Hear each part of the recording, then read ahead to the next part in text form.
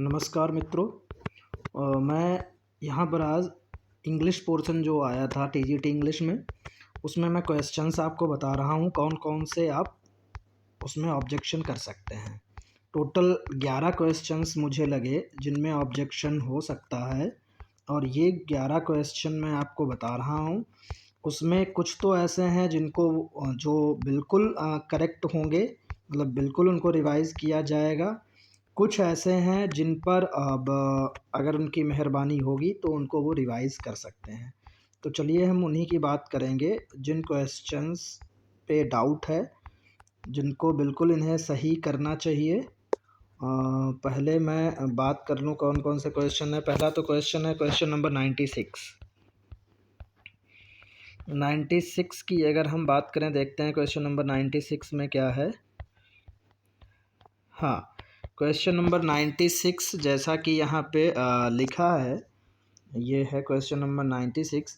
अब जब हम टेक्स्ट बुक पढ़ते हैं तो टेक्स्ट बुक में जब इसके फादर उसको पनिश करते हैं तो वहाँ पे वो पैनिक्ड होते हैं, एंग्री होते हैं, क्योंकि उनको उनका पेज नहीं मिल रहा होता जो इसमें स्पीच लिखा होता, जो वो देने जाने वाले होते, डिलीवर करने वाले होते हैं।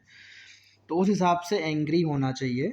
लेकिन अब किताब में जब हम पढ़ते हैं बुक को आगे, तो उसमें एक जगह पर जब वो रो रही होती है कीजिया, तो उसकी ग्रैंड मदर बोलती हैं कि मैंने फ़ादर को समझाया था लेकिन वो सुनने को तैयार नहीं थे क्योंकि वो अपसेट थे।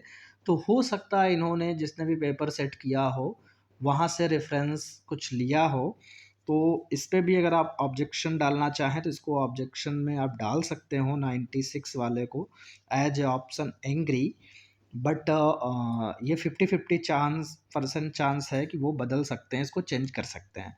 तो पहला क्वेश्चन हो गया 96, ठीक है। इन्होंने आंसर की में अपसेट दिया है, तो यहाँ पे एंग्री जो कि सही बैठता है, जो कि होना चाहिए, ठीक है।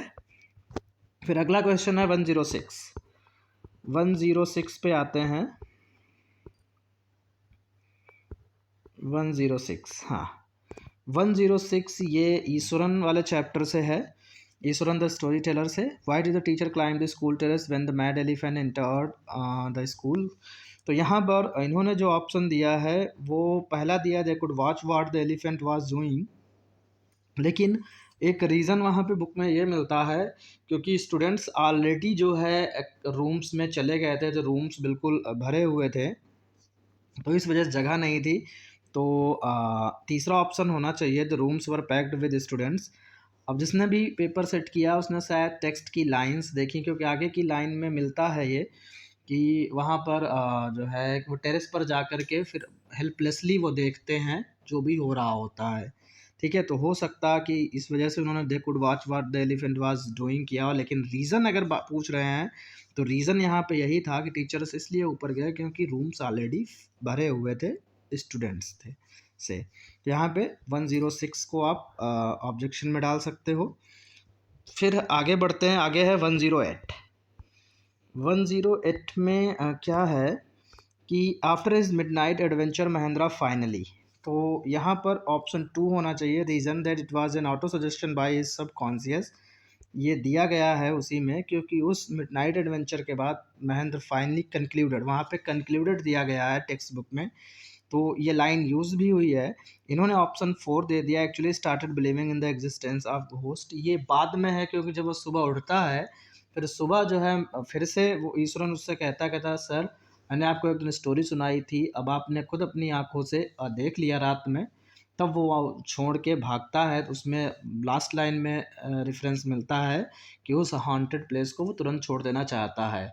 लेकिन जो लाइन लिखी हुई है मिडनाइट वाले, मिडनाइट एडवेंचर, तो reason that it was an auto suggestion by subconscious, ये मिलता है। अब इसमें अगर चाहेंगे तो चेंज कर सकते हैं, ठीक है। तो इस वजह से 108 को भी आप डाल सकते हैं। अब बात करते हैं 113। एक क्वेश्चन है 113। 113 क्या है, अब यहाँ पर जैसा कि मैंने पहले भी बताया था, है क्या कि जनवरी में उसकी ग्रैंड मदर की डेथ हो जाती है, ठीक है। जनवरी में एनी फ्रैंक की ग्रैंड मदर की डेथ हो जाती है स्टार्टिंग में ही। इन्होंने पूछा इन 1942 हर फैमिली कंप्रेज, तो अगर जनवरी हटा दिया जाए स्टार्टिंग में ही, तो पूरा साल जो बचता है तो उसमें केवल 4 मेंबर्स होते हैं, ठीक है। पता नहीं क्यों इन्होंने 5 दे दिया, तो इसमें भी चांसेस हैं, अगर आप डालते हो ऑब्जेक्शन में तो उसको भी ये दोनों ऑप्शन कंसीडर कर सकते हैं, 4 भी 5 भी, ठीक है। फिर है 113 के बाद आपका 115। 115 में देखिए क्या है। अब इसको भी लोग कह रहे हैं लेकिन ये टाइपिंग एरर है, ये सैनी होता है, यहाँ पे सैमनी लिखा है, जो कि ऑप्शन में भी सही है, बट इसको वैसे तो नहीं करेंगे, लेकिन अगर आप ऑब्जेक्शन में डालना चाहते हो तो डाल सकते हो, क्योंकि ये स्पेलिंग मिस्टेक है, यहाँ पर स्पेलिंग गलत दी है इसकी नाम की, बट इसका बहुत ही कम चांस है कि इसको चेंज किया जाए। फिर 123, 123 क्या है।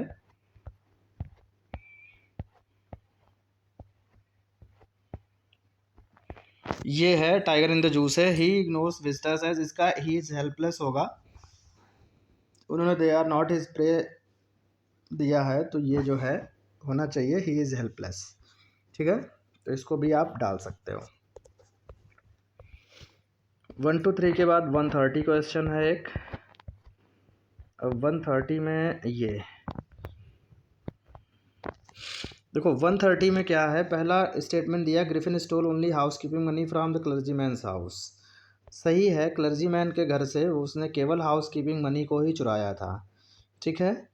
फिर he use to keep his door always locked at Mrs Hall's inn, तो ये सेंटेंस बिल्कुल सही। अगर क्लर्जी मैन का रेफरेंस जिक्र आता है यहाँ पर, तो क्लर्जी मैन के यहाँ से उसने केवल हाउस कीपिंग मनी चुराई थी, बाकी अदर चीज़ें उसने अलग अलग जगह से चुराई थी, कहीं लंदन स्टोर से, कहीं उस शॉप से, कहीं स्टोर से, तो अलग अलग जगह से चुराई थी। लेकिन क्लर्जीमैन का रेफरेंस अगर आ रहा है तो ये भी स्टेटमेंट सही है, तो यहाँ पर दोनों होने चाहिए आपका, तो इस हिसाब से ऑप्शन आपका सी यहाँ पे होना चाहिए, both and B are right, ठीक है। नेक्स्ट अगर हम बात करें, एक क्वेश्चन है 158।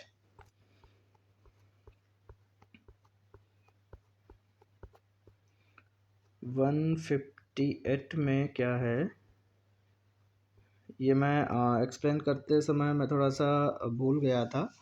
तो यहाँ पे जैसे कि 2/3 आया, जब 2/3 कोई एक नंबर को या एक मेज़रमेंट को या एक यूनिट को जब इस तरीके से रेफ़र किया जाता है, तो वहाँ पे सिंगुलर वर्ब का यूज होता है, जो कि सिंगुलर वर्ब लिखी भी है हैज़ बीन, तो यहाँ पे नो एरर होना चाहिए, जो कि इसमें कोई भी ऑप्शन नहीं दिया गया है, तो ये स्टार में होना चाहिए, मतलब इसमें अगर सबको नंबर मिलने चाहिए, ठीक है, क्योंकि इसमें नो एरर वाला ऑप्शन नहीं दिया गया है, तो ये पूरा सेंटेंस ही सही लिखा हुआ है, ठीक है। तो 158 भी, इसको तो ज़रूर ही चैलेंज करिए आप लोग। फिर इसके बाद हम बात करते हैं 172। 172 में, हाँ 172 क्या है, I wish I were young again, इसमें फुल स्टॉप आएगा, ठीक है, लेकिन इन्होंने आंसर की में 2 दिया है ऑप्शन एक्सक्लेमेशन मार्क, जो कि सरासर गलत है, तो आप फुल स्टॉप यहाँ पे होगा 100%, इसको भी आप चैलेंज करिए। नेक्स्ट हम बात करें 176। 176 में क्या है, 176 जैसे सेंटेंस दिखा, प्लीज़ डोंट गो अवे, तो ये पूरा पूरा तो आपका इम्परेटिव सेंटेंस है, पूरा पूरा इम्परेटिव सेंटेंस है, इन्होंने निगेटिव रख दिया, निगेटिव नहीं है, negative is the part of assertive sentence, तो ये कि प्लीज़ भी लगा है, अगर प्लीज़ को भी हटा दो, डोंट गो अवे, तब भी इम्परेटिव सेंटेंस हो रहा है, जो कि ऑप्शन में नहीं दिया गया है, इसको भी आप ऑब्जेक्शन में डाल सकते हो। तो ये कुछ क्वेश्चंस हैं जो लिटरेचर के पोर्शन में हैं, जो कि बिल्कुल गलत हैं, इनको आप डाल सकते हो ऑब्जेक्शन में, ठीक है। नेक्स्ट हम जो और पोर्शन बचा हुआ है उसमें भी क्वेश्चंस को बताएंगे कि कौन कौन से गलत हैं, तो उनको आप ऑब्जेक्शन में डाल दीजिएगा, ठीक है। मिलते हैं नेक्स्ट वीडियो में।